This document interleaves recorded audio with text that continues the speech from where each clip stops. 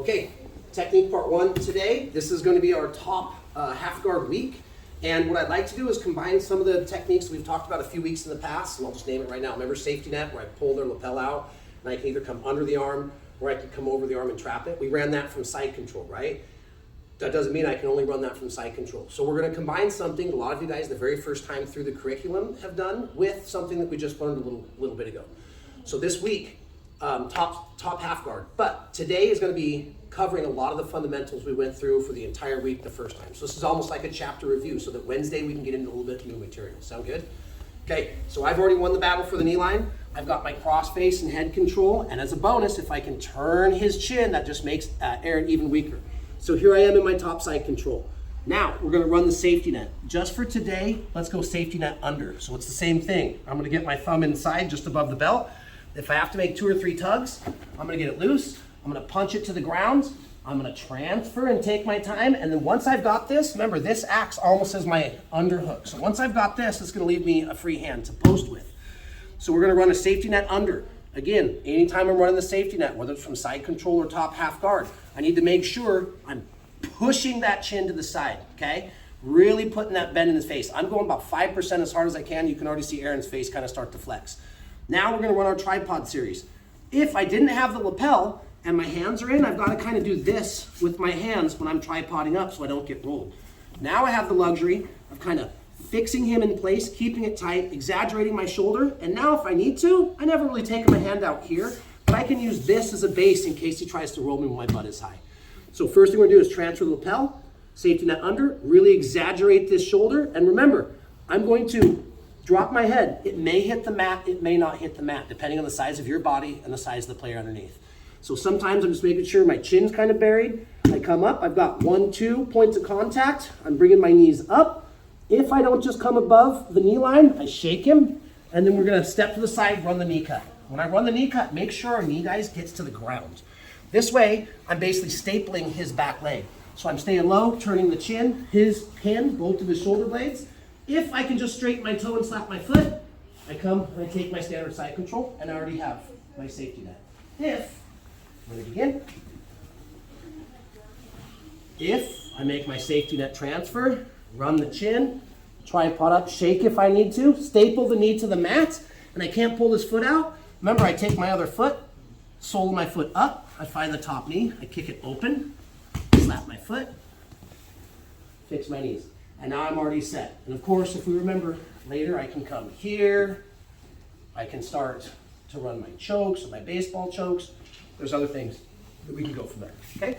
So hit the safety net first, hit your tripod, clear the knee line, run your knee cut, and if they're still holding on, open the knee, slap your foot to the mat.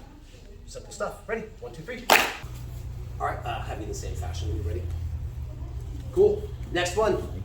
Whenever I tripod, just remember, depending on if my knee cuts to the side or if it cuts kind of over the hip, I can go to 3/4 mount. From 3/4 mount, I can do some fun, cool stuff, right? We talked about barambolos and truck rolls and all that type of stuff before, but tonight, let's keep it fundamental.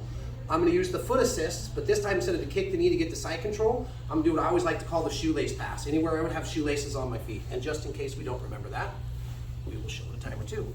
So here I am, standard side control. I'm above the knee line, I'm pinching. I'm going to do the same thing. I'm going to transfer the lapel.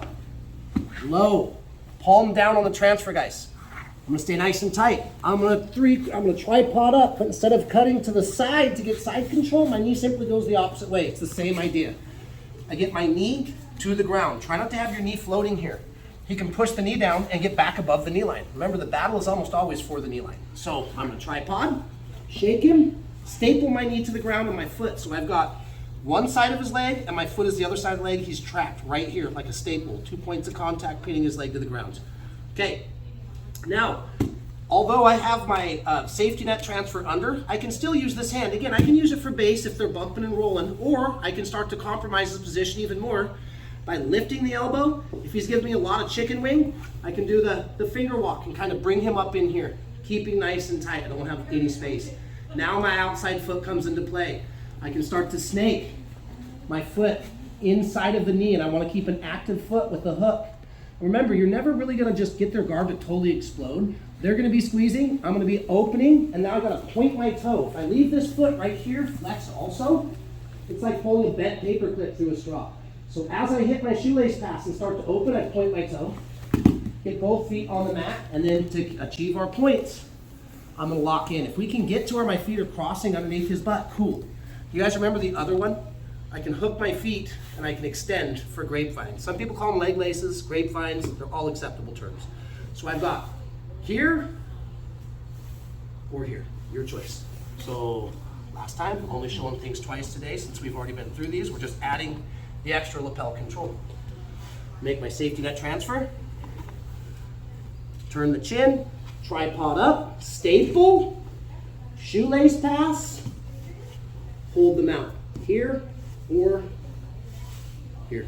Boom. All right, stuff we've already been through before. The only thing that we're adding today is the extra lapel control. Sound good? If you have questions, I will be around. 5 minutes. 1, 2, 3. Same feet, same name. You guys can all see, right? If you need to, move around. Okay, technique part 3. Same thing. Here we are. Now, tripod is a very good series. White belt to black belt, you're going to see it used. You're going to see it used in gi and no gi. Side note, just so we all know, with the gi, there's more fabric that absorbs sweat and there's more friction. So a lot of times, if you use this in no gi and you have some sweat develop, let's say it's your second match in a tournament, or you've already had rolls, or even if you're dry, there's less fabric for friction. So the tripod is also, if anything, more viable in no gi than it even is in the gi, and in the gi it's very solid. So always keep that in mind. There's some techniques with grips that are clearly dependent on grips, and we can't use those in no gi. But there's other universal ones, especially we like to show our first couple times through, that you get to double up gi and no gi. Now obviously in no gi I can't do a safety net because there's no lapel. But today we're gonna do the same thing. Now we could just do this standard where I'm fixed in here and do the shin press like we did the first couple times through, but guess what we're gonna do? I'm gonna get extra pressure.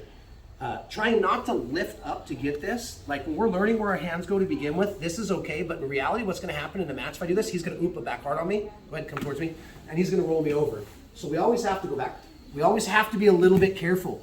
Sometimes it's not like, boom, I got the lapel. There might be times where I'm in here smashing, I'm holding. I've got to come down here and kind of open the lapel. And as long as I'm keeping him on 2 shoulder blades and keeping my weight transferred, I can take some time to get into this. So if it's not like a Bruce Lee movie and you just transfer the lapel, don't worry. As long as I'm keeping pressure on him, keeping at least track of his chin with my shoulders, and then keeping him, we call pinned, which is 2 shoulder blades on the ground like a pin in wrestling.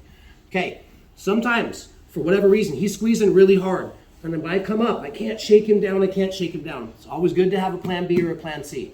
So, in the instances that the tripod doesn't work, maybe they're pinching too hard, maybe he's just got really good hip spacing. Okay, I still have my safety net under. Now, this time, for the shin press as a bonus, and you can do this on any other 2 techniques. See how his spine is straight? I'm just kind of curving his chin. I can always start to run my elbow back towards my hip and put a bend sideways into his spine. So I can start to kind of bring him in. Now his spine has a little bit of a curve. Again, that makes him weaker. So if I combine the spine curve with the heavy shoulder, all of a sudden Aaron is only 60, 70% as strong as he could be. Now, since I've used the safety net for a lapel, where normally my arm would be, this one is gonna make this a little more viable. I can post my hand anywhere around here if I want to, okay? So I'm gonna post. As my hips come up under this shoulder, I'm gonna start to really drill my shoulder forward, like when we did Kimura's the other day and I turned my chest back towards his knees. I get to do that in this instance because I have an additional control and it helps to turn his chin. So, I make my transfer, taking some time if I need to. I'm gonna pull him in, exaggerate that shoulder. Now my left hip is gonna come up under his right armpit. So in other words, I can't just drop it to the floor. I need to start pushing my hips up. My hip is now sitting directly on his armpit. So I'm crushing the face, I still have weight over the chest and my hip. Why does my hip have to come up? Because my outside leg needs to come in. We call this the shin press for a reason. I'm gonna use my shin as a wedge. And now I'm gonna push, I'm gonna press his hips away. Notice I have a free hand. Remember last week where we opened the knee, punched it open, and now I just simply do a back step. I circle and straighten my legs. And now I'm reverse position where I would normally be for my standard. Now I'm gonna fix.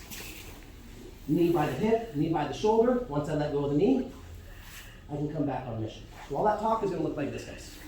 There will be times where that tripod doesn't work. So take your time. Try not to lift your chest up when we're looking for the safety net because he can reverse roll me. Stay down. If I've gotta come here, punch it open, Take my time, feed the lapel, pull him close, put a bend in the spine, turn the chin. Now I start to get my hips up. I'm literally sitting on his arm right now if you can't see. This is how high my hips are up under his armpit. This is gonna give me space to run shin press. Now I can grab the inside grip. I never just open the leg because he could be pinching. I pull the leg up to take his foot off the floor. Punch it open, and now I'm gonna have to straighten and circle my leg. Back step pass, punch, fix your knees. Now I'm off to the races. And again, with this grip, I can start to do things like my baseball choke. I can make the double lapel transfer for my X chokes. A lot of different ways that I can do that. So very last time, all the way through. Safety net. Bend the spine, chin, hips up. Open the legs, shin press, back step. Fix. And from here, I can go off to any of my other stuff that I want. Okay? So this is the shin press. Just make sure my hips come up so that I can get my shin in to keep his hips from following me. Now I can open, back step, fix, and get my side control for my 3 points. All right, guys, our last technique of the night. Let's run this for 5 minutes. If we need a 6, we'll take it. After that, let's grab water and let's roll. Ready? 1, 2, 3.